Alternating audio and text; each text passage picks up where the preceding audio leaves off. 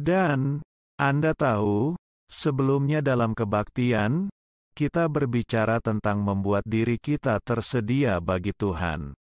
Dan mengapa kita ingin membuat diri kita tersedia bagi Tuhan adalah karena pada akhirnya, satu-satunya hal yang penting di dunia ini, satu-satunya hal yang penting untuk kekekalan, adalah membawa sebanyak mungkin orang ke surga, semampu kita. Tidak ada yang lebih penting dari itu. Tidak ada yang lebih mendesak dari itu. Tidak ada yang lebih berharga dari itu. Dan kita belum pulang. Karena kita belum selesai. Ada pekerjaan yang harus diselesaikan. Ini bukan untuk tujuan apapun yang lebih besar daripada membuat dunia ini sadar bahwa Allah adalah Bapa kita. Dia di surga. Dan Dia menunggumu. Bapa surgawi kita sedang menunggu kita. Bapa surgawi kita di surga. Apa yang membuatnya menjadi surgawi adalah, di sanalah Dia berada di surga. Ketika murid-murid meminta Yesus mengajar kita untuk berdoa Tuhan. Dalam Matius pasal 6, ayat 9. Yesus berkata berdoa seperti ini, Bapa kami. Siapa seni di surga? Dia tidak di sini, Dia di sana. Dia ada di sini dalam bentuk Roh Kudus. Tetapi Bapa dan Putra ada di surga. Dan Yesus duduk di sebelah kanan Bapa. Dan mereka menunggu kita. Bahkan sebelum Yesus pergi, Dia berkata aku akan membuatkan tempat untukmu. Dia mengatakan dalam Yohanes bab 14 ayat 2 di rumah Bapa saya ada banyak rumah. Di rumah Bapa saya ada banyak rumah. Jika tidak demikian, saya akan memberitahu Anda. Anda tahu, beberapa dari kita memiliki pertanyaan yang tidak akan dijawab sampai kita masuk surga. Tapi jika kita perlu tahu, Dia akan memberitahu kita. Jika ada sesuatu, Anda benar-benar perlu tahu Dia akan memberitahu kami. Dia berkata di rumah Bapa saya ada banyak rumah besar. Jika tidak, jadi saya akan memberitahu Anda bahwa saya akan memberitahu Anda. Tetapi saya berkata kepada Anda, saya akan menyiapkan tempat bagi Anda. Dan jika saya pergi dan menyiapkan tempat bagi Anda, Dia berkata, saya akan datang lagi. Dan saya akan menerima Anda untuk diri saya sendiri bahwa di mana saya berada, di sana Anda mungkin juga berada. Ini adalah tujuan keseluruhan. Ini adalah segalanya. Ini adalah seluruh situasi. Orang-orang datang. Saya berbicara dalam banyak bahasa tetapi ini keseluruhannya, ini semuanya.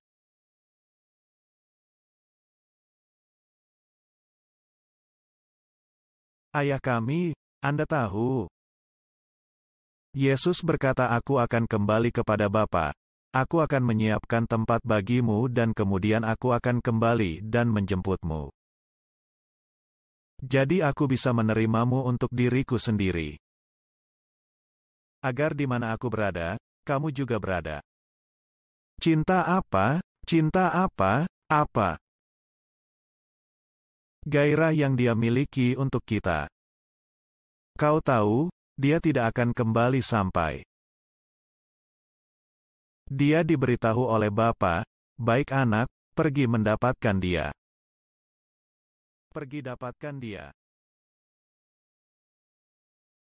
Tapi sampai saat itu, sampai sekejap mata, sampai kita berubah seketika.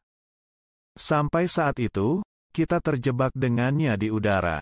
Sampai saat itu, kami memiliki kesempatan untuk membawa lebih banyak jiwa bersama kami. Kami tidak memiliki klub. Anda tahu, ketika kami masih kecil, kami memiliki klub kecil dan untuk menghukum saudara atau teman kami akan melarang mereka atau kami akan memilih mereka keluar dari klub. Ingat, dan jika Anda benar-benar peduli tentang mereka atau mereka baik dengan Anda baik dengan mereka, kemudian Anda mengundang mereka ke klub dan sekarang mereka di klub dan mereka menggunakan dan, Anda tahu, jika kakak laki-laki atau saudari, mereka menggunakan kekuatan seperti itu, untuk membuat Anda keluar dari klub atau membiarkan Anda masuk. Tapi itu tidak. Bukan itu maksud keluarga ini. Bukan itu yang dimaksud dengan keluarga Allah. Dia ingin semua orang. Dia ingin semua orang, Anda tahu, di kedua Petrus pasal 3 ayat 9. Ini, Petrus, mengatakan sesuatu yang sangat kuat.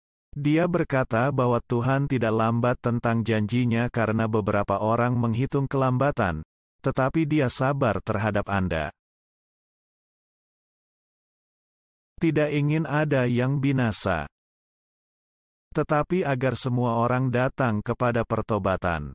Jika ada yang pernah mengatakan kepada Anda bahwa Tuhan dalam pemilihan dan seleksinya, memilih beberapa untuk diselamatkan, dan Dia memilih beberapa untuk diselamatkan dan beberapa untuk dikutuk, itu bid'ah.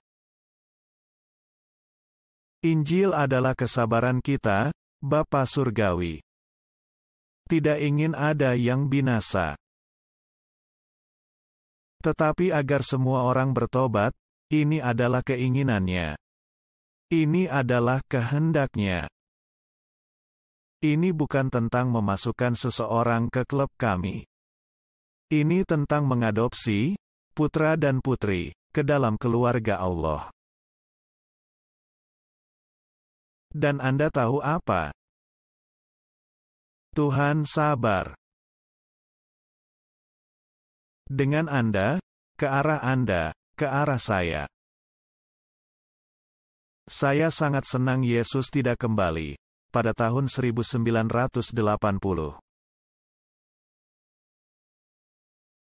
Karena pada tahun 1981, saya diselamatkan, pikirkanlah. Saya sangat senang Dia tidak kembali pada tahun 1989, karena saya tidak akan memilikinya. Kami tidak akan memiliki Olivia. Kami tidak akan memiliki semua anak kami.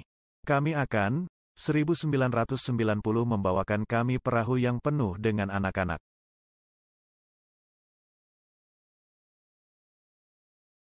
Kami tidak tahu apa yang harus dilakukan dengan mereka yang masih hidup.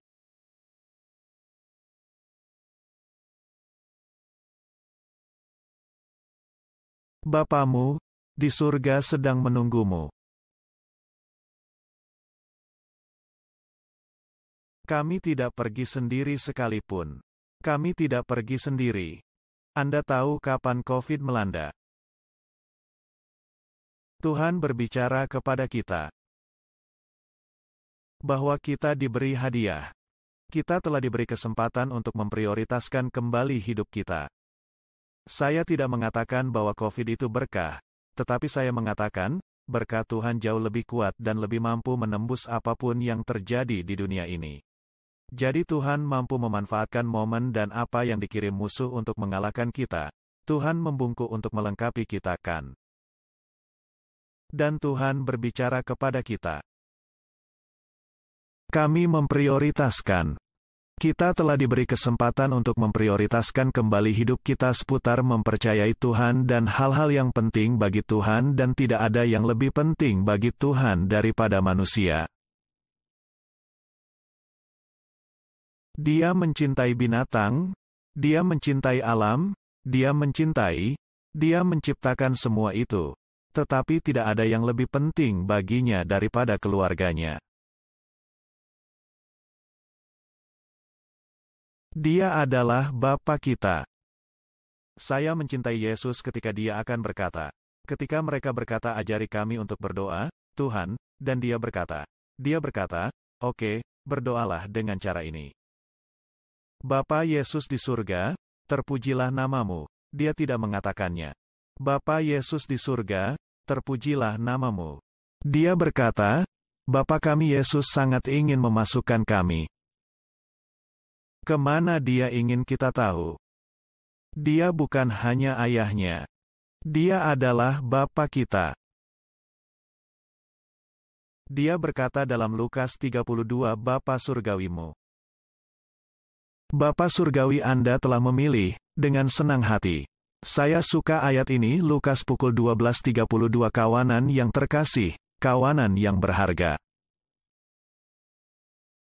Saya pikir mungkin itu adalah orang Amerika yang baru atau Raja James di suatu tempat di mana dikatakan bahwa Bapa Surgawi Anda telah dengan senang hati memilih untuk memberi Anda kerajaan, Bapa Surgawi Anda. Inilah sebabnya mengapa kita tidak bisa dan kita tidak perlu takut. Bukannya kami tidak bisa takut, tetapi inilah mengapa kami tidak perlu takut jika Anda memilih untuk tetapi Anda tidak perlu takut. Mengapa? Karena Bapa Surgawi Anda telah memilih dengan senang hati, Dia memilih tidak dengan enggan.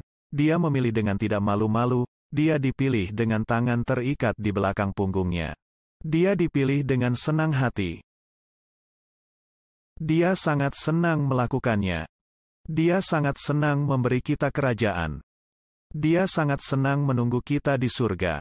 Dia sangat senang mengirim Yesus ke bumi dan membawa Yesus kembali, lalu minta Yesus menyiapkan tempat untuk kita. Agar Yesus dapat kembali lagi dan membawa kita semua ke tempat Dia berada.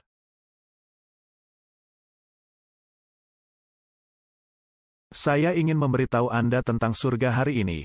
Hal pertama yang perlu Anda ketahui tentang surga. Anda sudah mengetahui hal ini, tetapi saat kita melewatinya, ini hanyalah pengingat yang bagus tentang mengapa kita masih ada di bumi ini. Tuhan ada di surga. Bapamu ada di surga, menunggumu. Hal pertama tentang surga, adalah Bapamu ada di sana, menunggumu. Bapa kita ada di sana dan Dia menunggu kita. Tahukah Anda, hadirat Tuhanlah yang menjadikan surga, surga. Tidak adanya Tuhan adalah apa yang membuat neraka, neraka.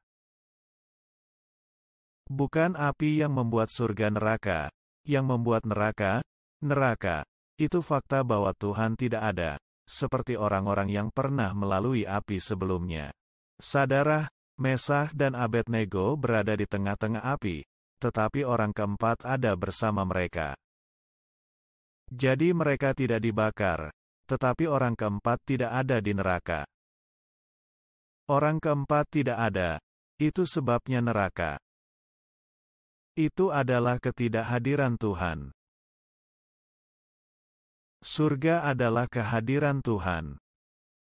Kita memiliki sedikit uang muka surga, yang tinggal di dalam diri kita melalui Roh Kudus. Tidak sedikit dalam arti bahwa Roh Kudus itu kecil, tetapi kita masih berada di bumi fisik ini. Sekarang, Allah kita ada di surga, menunggu kita. Bapa kita di surga menunggu kita. Anda tahu, melihat Bapa ketika kita sampai di sana. Itu akan memenuhi semua kasih sayang kita, semua emosi kita. Ketika Anda melihat Bapa, Anda melihat Bapa kita. Itu akan menangkap, itu akan memikat dan mempesona kita selamanya.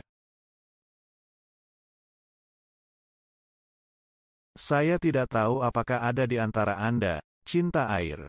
Mungkin Anda suka danau. Anda suka lautan, Anda suka Danau Michigan. Seperti Samudra Atlantik, Samudra Pasifik.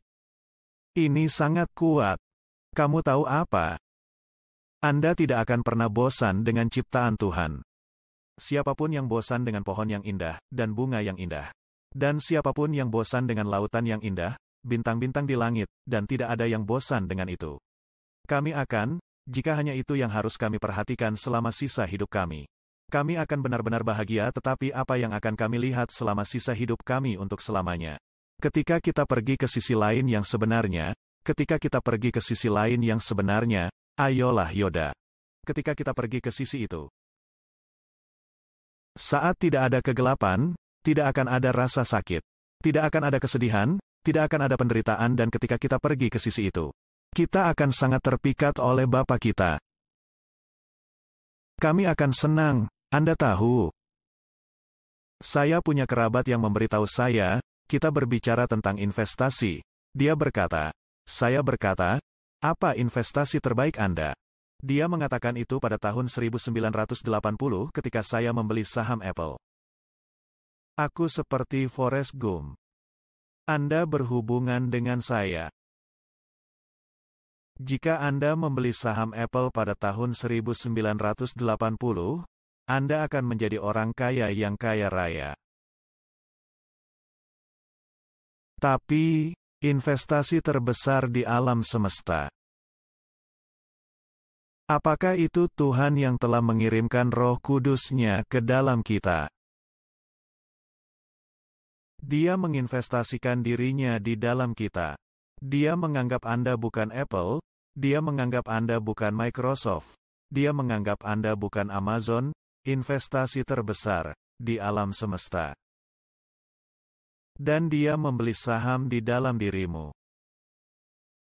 Ketika dia mengirim Yesus ke kayu salib. Dan anak laki-laki, ketika kita sampai ke surga. Kami akan mengatakan, wow, berapa banyak yang bisa memikirkan sesuatu yang seperti keputusan terbesar yang pernah Anda buat ketika Anda masuk surga.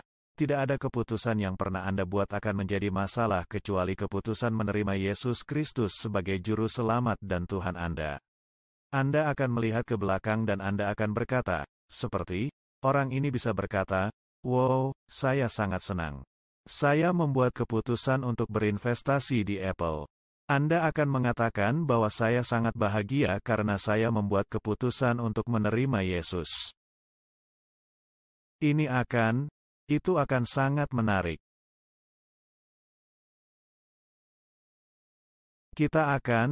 Itu akan menempati setiap saat kita. Itu akan menempati semua lagu yang kita nyanyikan. Itu akan menempati semua percakapan kita yang kita miliki. Itu akan memenuhi semua pikiran dan impian kita akan keindahan Bapa dan keindahan Yesus akan menempati. Bahkan hal-hal yang kita anggap indah di bumi ini tidak digunakan untuk membuka jalan di surga. Untuk membuat jalan, mereka terbuat dari emas. Mereka tidak hanya diaspal dengan emas dan di bawahnya adalah tanah.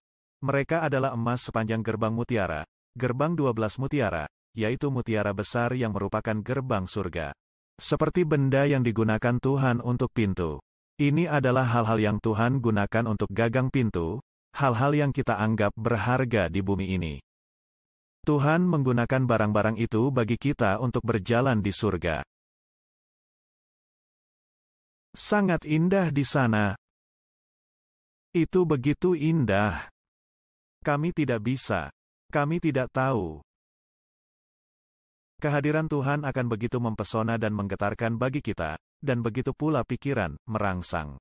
Jadi, pikiran yang menawan, kita butuh selamanya untuk menghargainya.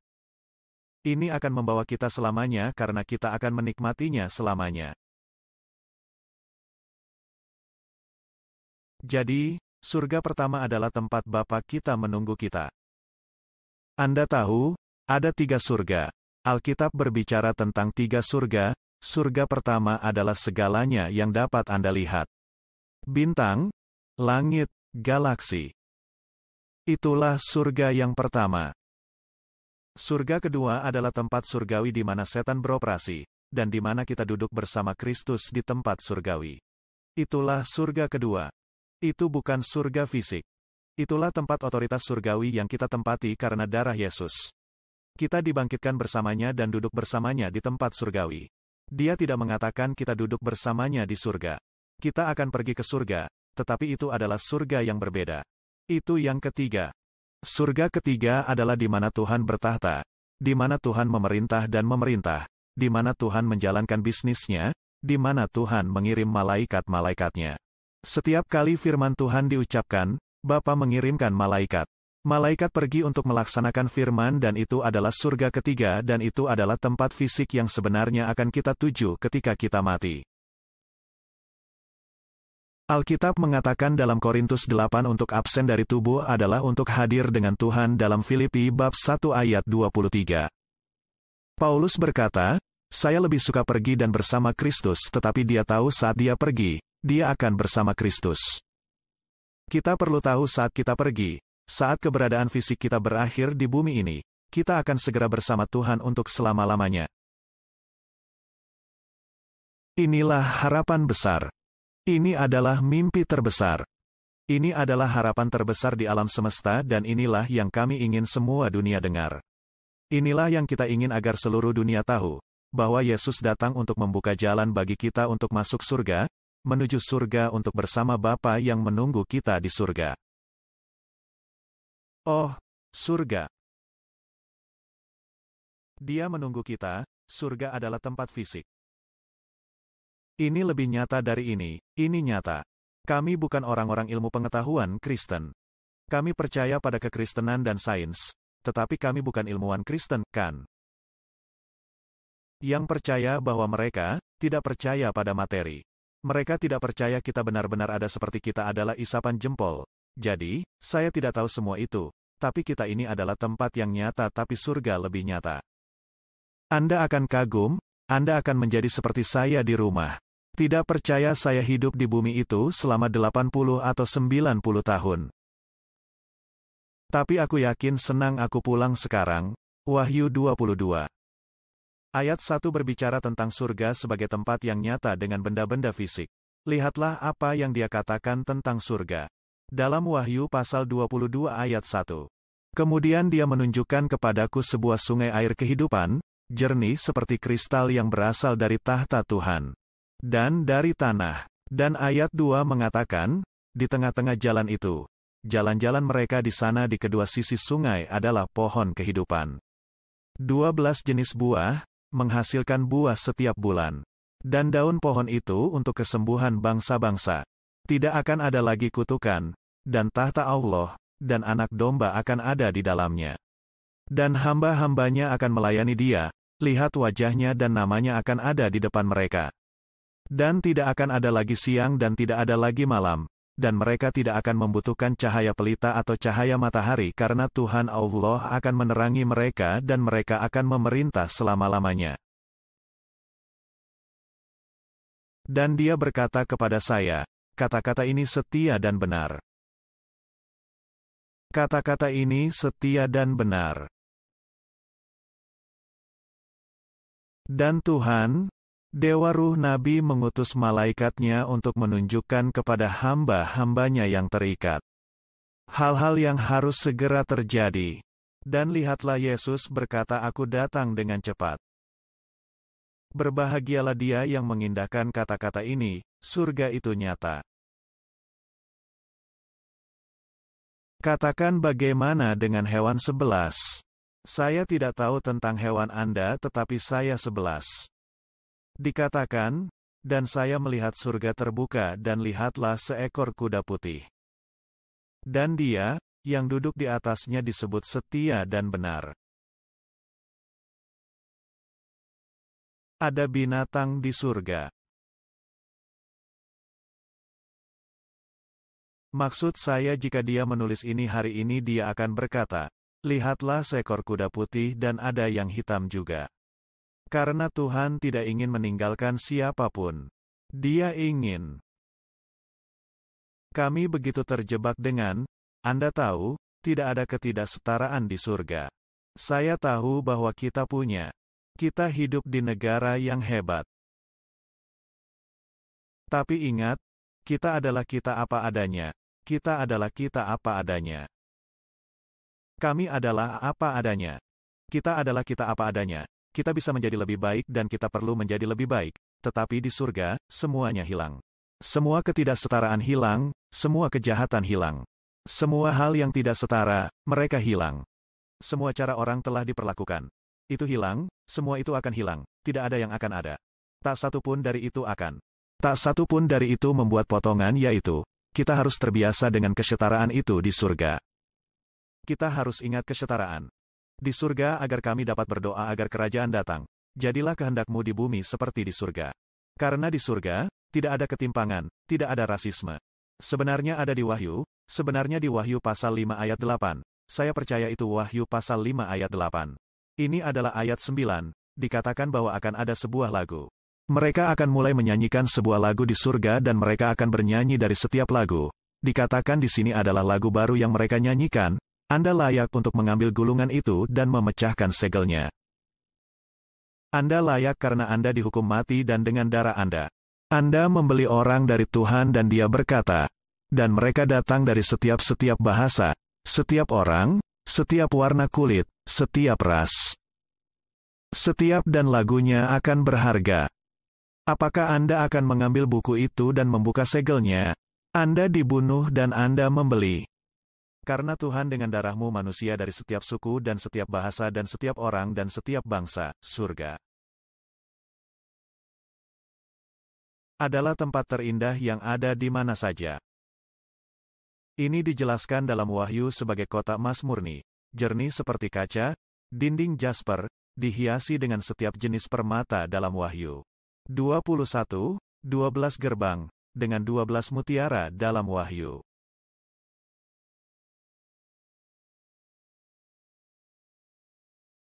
Tuhan memancarkan cahaya dan Wahyu 23 cahaya surga seperti permata yang paling langka, seperti jasper. Bersih. Seperti kristal Revelation, 21:11, ada sungai air kehidupan, sejernih kristal yang baru saja kita baca di Revelation 22 ayat 1 surga dibandingkan dengan seorang pengantin wanita yang berpakaian indah untuk suaminya.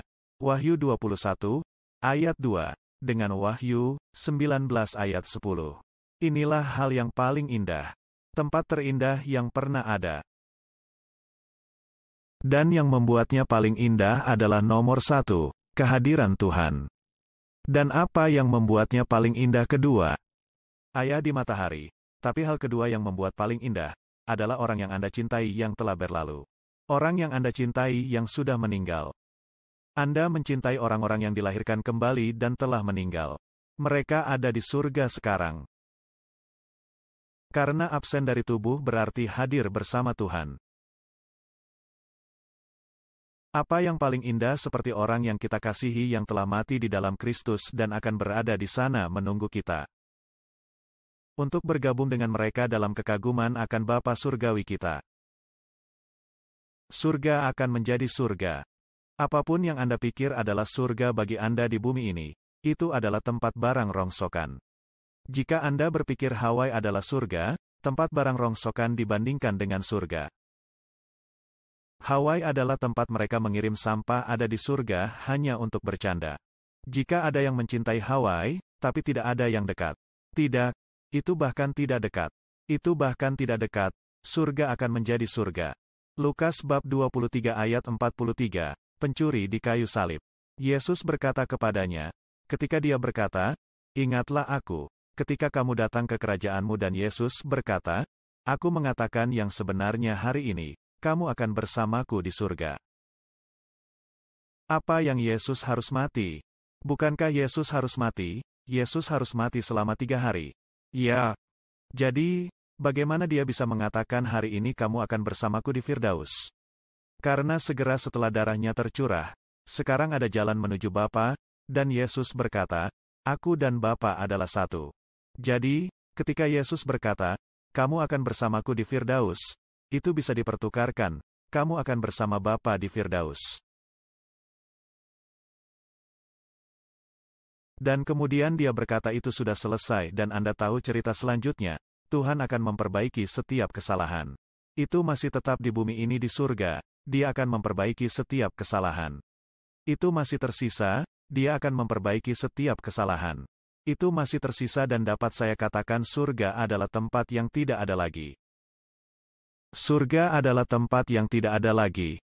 Wahyu 21 ayat 4. Dan dikatakan dia akan menghapus setiap air mata dari mata kita. Tidak akan ada lagi kematian. Tidak akan ada lagi duka, tidak ada lagi tangisan, tidak ada lagi rasa sakit, saya bisa terus dan terus tanpa ada lagi. Yang dijelaskan dengan jelas oleh Alkitab, tidak akan ada lagi sakit, tidak akan ada lagi penyakit, tidak akan ada lagi kesedihan, tidak akan ada lagi pemakaman, tidak akan ada lagi kanker, tidak akan ada lagi sakit hati, tidak akan ada lagi rasisme, tidak akan ada lagi pusat perawatan karena tidak akan ada lagi kecanduan, akan ada permisi. Tidak akan ada lagi penjara karena tidak akan ada lagi tahanan, tidak akan ada lagi kejahatan. Tidak akan ada lagi demensia, tidak akan ada lagi serangan jantung, tidak akan ada lagi diabetes. Tidak akan ada lagi pemerkosaan. Tidak akan ada lagi anak-anak yang diculik, tidak akan ada lagi perselisihan, tidak akan ada lagi penembakan di sekolah, tidak akan ada lagi ketegangan rasial dan rasisme, tidak akan ada lagi prasangka, tidak akan ada lagi kebencian, tidak akan ada lagi ketakutan, tidak akan ada lagi kecemasan, tidak akan ada lagi depresi, tidak akan ada lagi kesedihan. Akan ada, tidak ada lagi perceraian, Anda tahu, akan ada. Anda tahu, mengapa tidak ada lagi perceraian di surga karena tidak ada lagi pernikahan di surga. Percayalah pada yang satu itu di sana. Alkitab mengatakan bahwa mereka tidak menikah atau dikawinkan, tidak ada pengacara di surga. Haleluya! Tidak ada hutang. Saya suka semua pengacara yang pergi ke gereja di sini. Hanya orang-orang yang tidak saya khawatirkan.